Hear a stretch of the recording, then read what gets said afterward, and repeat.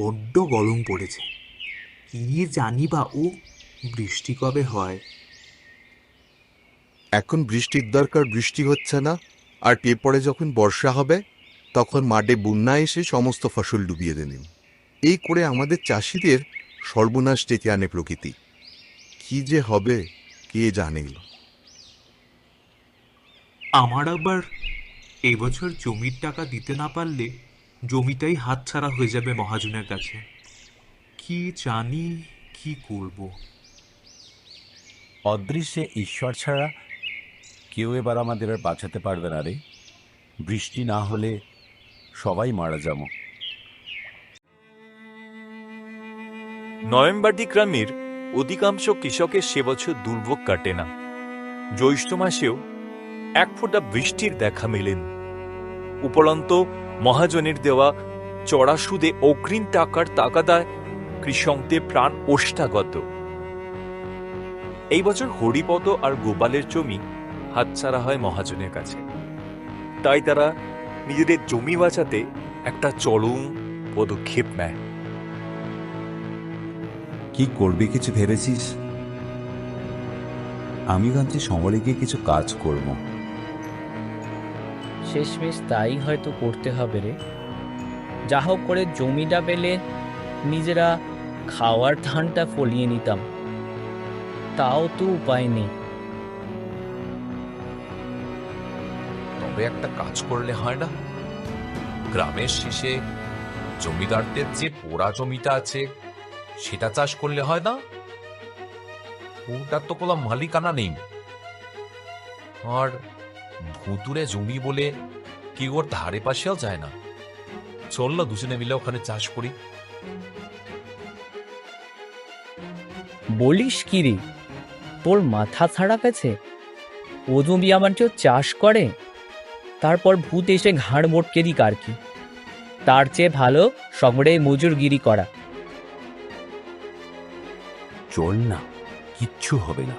শোন আমার কথা, দুজনে মিলে গিয়ে চাষ না করলে এবছর না খেতে দিয়ে এমনি মরে যাবো। তার চেয়ে বরং চাষ করি, চল। তা ঠিক বলেছিস। সেই ছোটবেলায় গল্প শুনেছিল, জমিদারের আত্মা নাকি ওখানে ঘুরে বেড়ায় আজও। বাপ ঠাকুরদা বলতেন জমিদার নাকি ভালো ফসলের জন্য কৃষক বলি দিতেন প্রতি বছর। কি দুর্ভোগ নাই ছিল তখন। তা হবে, তবে সে তো বহুদিন আগের কথা। চল দুজনে মিলে চাষ করে চাষের টাকা দিয়ে মহাজনের থেকে জমিটা ছাড়াই গিয়ে। যেমন ভাবা তেমন কাজ। দুজন বন্ধু মিলে সিদ্ধান্ত নেয় যে তারা জমিদারের পরিত্যক্ত জমি চাষ করবে। হ্যাঁ রে হরি, এই তুমি চাষ করতে গেলে যে দ্বিগুণ খাটতে হবে। যা অবস্থা হয়ে আছে, চল বুঝে নিবিলে আজ থেকে কোমর রেখে লেগে পড়ি, না হলে উদ্ধার নেই।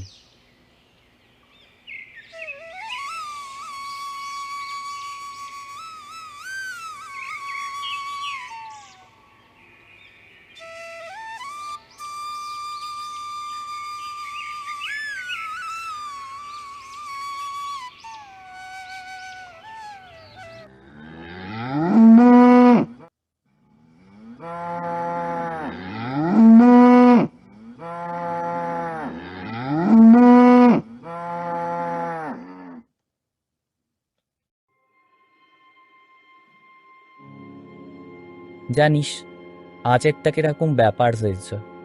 মা খেলো ওই দক্ষিণ কোণে হালদ্বীপে গিয়ে গরুগুলো মোটেই এবতে চাইছিল না, যেন তারা কিছু দেখে ভয় পাচ্ছিল। ও কিছু পশু পাখিদের খেয়াল, কখন কি করে ওসব নিয়ে তো এত চিন্তা করিস নি।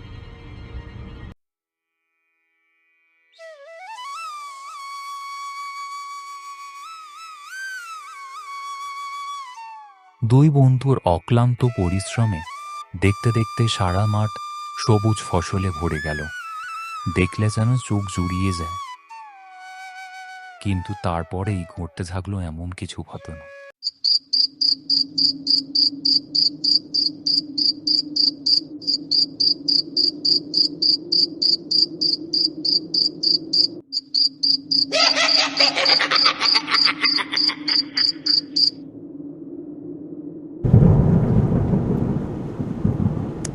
আজ মনে হয় বৃষ্টি হবে, বুঝলি? রাতের বেলা জমির নালাগুলো কেটে রাখতে হবে, না হলে জল দাঁড়িয়ে যেতে পারে। তুই বরং বাড়ি যা, আমি করে রাখবো।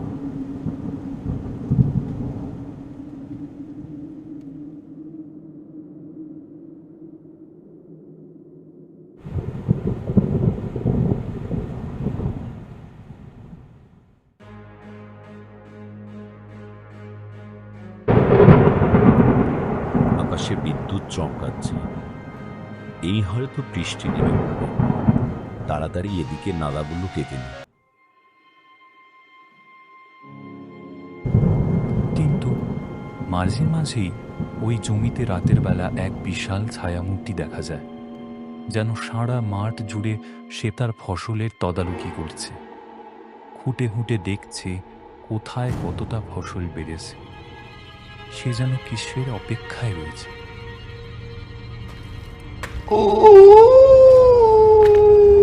কে কে ওখানে দাঁড়িয়ে?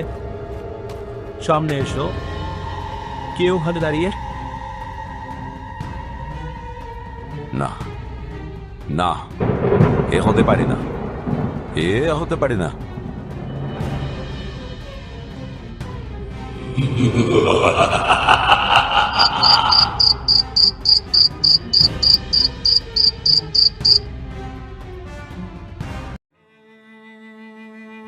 কাল রাতে তো হরি জল দেওয়ার কথা ছিল, এমন অবস্থা হলো কেন? মনে হচ্ছে গাছগুলো রাতারাতি পড়ে শুকিয়ে ছাড়খাড় হয়ে গেছে। এতটা জমির ফসল এইভাবে নষ্ট হয়ে গেল কেন?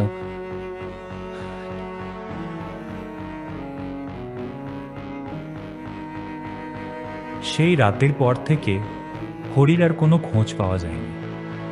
গ্রামের চারিদিক তন্ন তন্ন করে খুঁজেও হরি কোনো খোঁজ মেলেনি। রাতারাতি কর্পূরের মতো উবে গিয়েছিল হরি।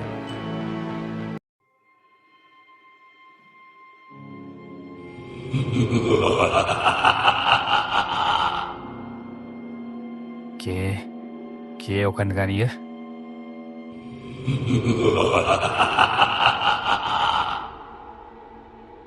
কে আপনি? এ করে ঢুকলেন কি করে? কে আপনি? তোদের এত বড় সাহস, আমার জমিতে তোরা চাষ করবি? দেখ হরির কি অবস্থা করেছি। আমি আমার প্রতিশোধ নিয়েছি, এবার তোর পালা। তুইও রেহাই পাবি না, তোকে আজ শেষ করব আমি।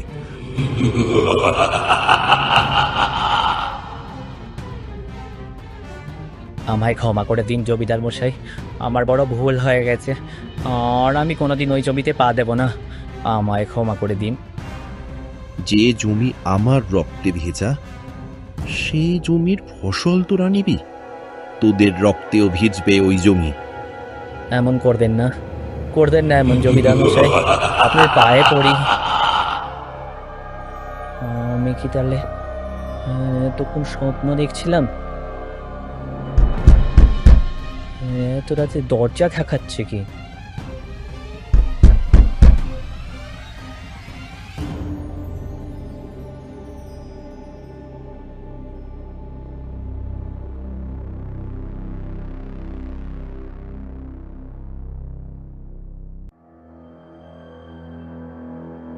গোপাল, তুই এত রাতে এখানে এইভাবে? কি অবস্থা আছে তোর? জানিস মাঠে ফসল সব নষ্ট হয়ে গেছে। কি করে হলে বলতো? তুই যে সেই রাতে বললি আমাকে চলে আসতে, তারপর তোর এরকম অবস্থা করলো কে? সে প্রতিশোধ নিয়েছে গোপাল, আমার শাস্তি আমি পেয়ে গিয়েছি। কি যাতা বলছিস তুই? কিসের শাস্তি? কে প্রতিশোধ নিয়েছে? জমিদার হরনারায়ণ ব্যানার্জি। সে তার প্রতিশোধ নিয়েছে আমাকে মেরে।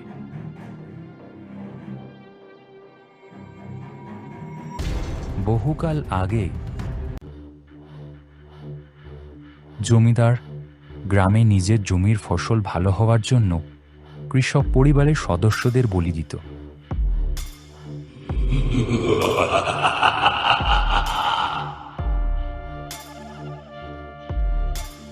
সে বছর ছোট্ট হরিপদ তার বাবার সাথে জমিদার বাড়িতে গিয়েছিল পুজো দেখতে।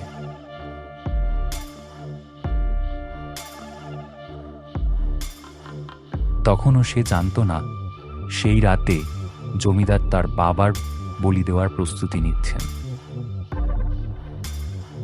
অজান্তেই হরিপদ নিজের চোখের সামনে নিজের বাবার বলি দেখে ফেলে, যা সে কোনোভাবেই ভুলতে পারে না।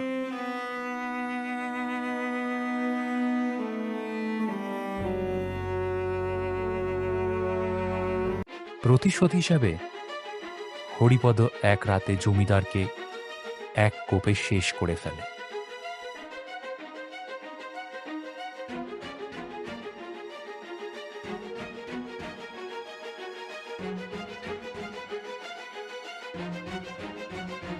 এবং তার মরদেহ জমির দক্ষিণ প্রান্তে মাটি চাপা দিয়ে রেখে দেয়।